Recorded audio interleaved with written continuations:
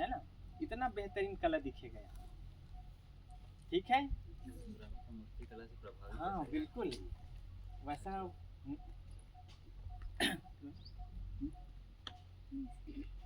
तो सब साथ में चलेंगे फिर, है ना, साथ में ना कोई गाइड भी अलग अलग कोशिश मत कीजिएगा, और कहीं भी अलग भी होंगे तो इन्फॉर्म करके, और आप लोग अकेले अकेले नहीं हो। यहाँ पर चीजों को देखना है कि कौन सी शैली से कब बना हुआ है, कौन से समय से कौन से समय का बना हुआ है, क्या चीजें हैं। जैसे सरना है ना, टीले वगैरह दिखेंगे, सामंत सरना, उरांव सरना, ऐसे करके कौन कौन सी चीजें हमको मिल रही है। हाँ, पंचायतन शैली। तो पंचायतन शैली होती कैसे है, जब देखोगे तो समझ में आ जाएगा। तो फिर कंपेयर भी करना है आपको कि ऐसी शैली हमको और कहाँ दिखाई देती है।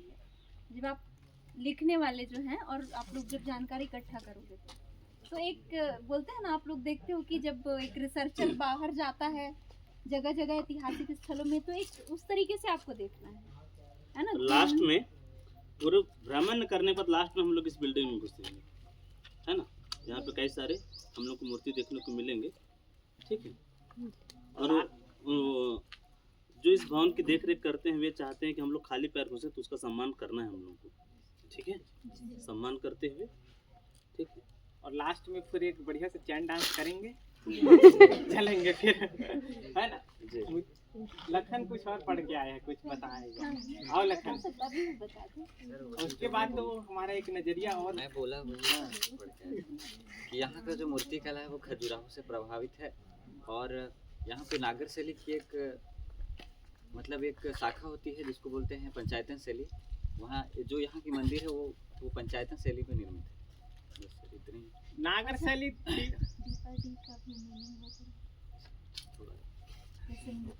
जो होता है ना मृत्यु को खटीला, वैसे दीपाडी का भी जो है प्राचीन जो टूटे फूटे जो है ना, उनका एक संबंध जो है।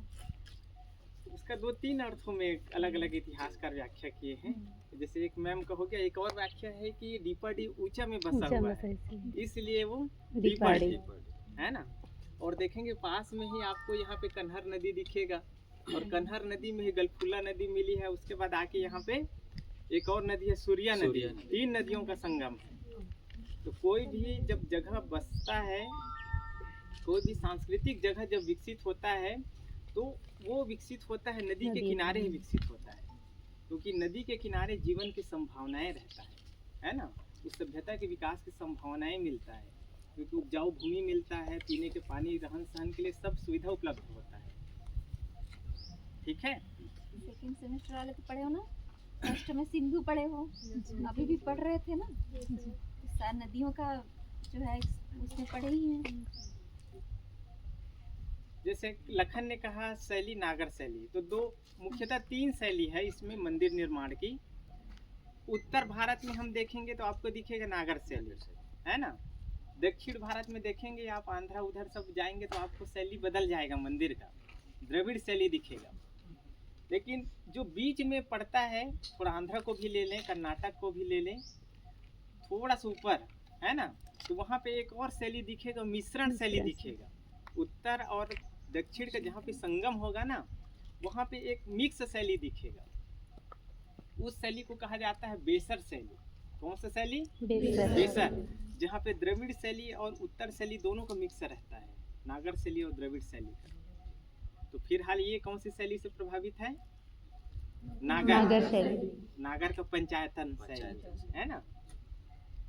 तो चलिए चलते हैं फिर, चलिए आइए।